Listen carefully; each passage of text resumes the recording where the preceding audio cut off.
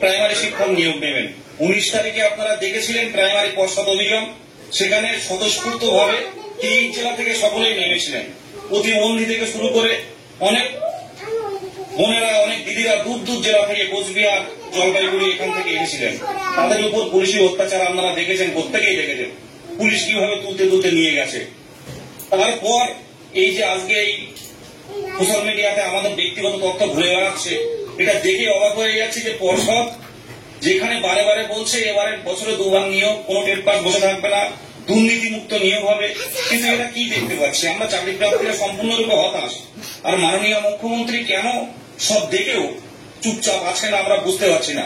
আমরা বাংলার হবু শিক্ষক, আমরা মাননীয় মুখ্যমন্ত্রীর হস্তক্ষেপ চাইছি, প্রাইমারি শিক্ষক নিয়োগের হস্তক্ষেপ চাইছি যে আসুন হস্তক্ষেপ করুন। আমরা বাংলার চাকরি প্রার্থীরা আমরা একটা কর্মসংস্থান পেলে আমরা আনন্দিত হব।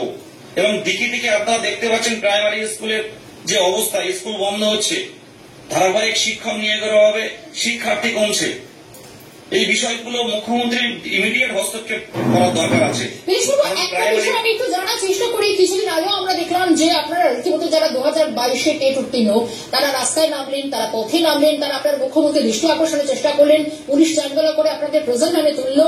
কিন্তু বিষয় হচ্ছে এরকম একটা, যখন আপনারা বলছেন যে একটা বিজ্ঞপ্তি প্রকাশ করা হোক, অন্তত একটা নিয়োগ জটের সমস্যাটা কাটুক, তার মধ্যে এই ভাইরাল নথিপত্র মানে অন্য কোন রকম আশঙ্কার গন্ধ পাচ্ছেন? দেখুন ভাই, যে পিডিএফটা দেখতে পাচ্ছি আমরা বুঝতে পারবেন যে পিডিএফ মনে করুন যে নামগুলো থাকে, মনে করুন তাদের টাইটেল থাকে, নাম থাকে, কিন্তু কিছু কিছু নামের ক্ষেত্রে দেখছি কোনো নাম নেই, সেখানটা শুধু এনএ লেখা। এরা কারা? এই সাংকেতিক যে চিহ্নগুলো, এগুলো কারা আমরা বুঝতে পারছি না। এর কোনো নাম নেই, কোনো টাইটেল নেই, শুধু এন এ লেখা। এনএ কি কারো নাম হতে পারে? পিডিএফ এর মধ্যে যারা এরা ঢুকে আছে এরা কারা? এর পিছনে কি কোনো অন্য কোন কাজ হচ্ছে কি? যেমন মনে করুন একটা নাম, আমি একটু আপনাকে বিরত করছি, একটু সঙ্গে থাকুন, আমি আসছি। আইনজীবী প্রবীণ তিওয়ারি রয়েছেন আমার সঙ্গে, তার স্বাগত জানাই ক্যালকাটা নিউজে। সোশ্যাল মিডিয়া টেট উত্তীর্ণকারী যারা 2022-এ যারা পাশ করে বসে রয়েছেন, যারা বলছেন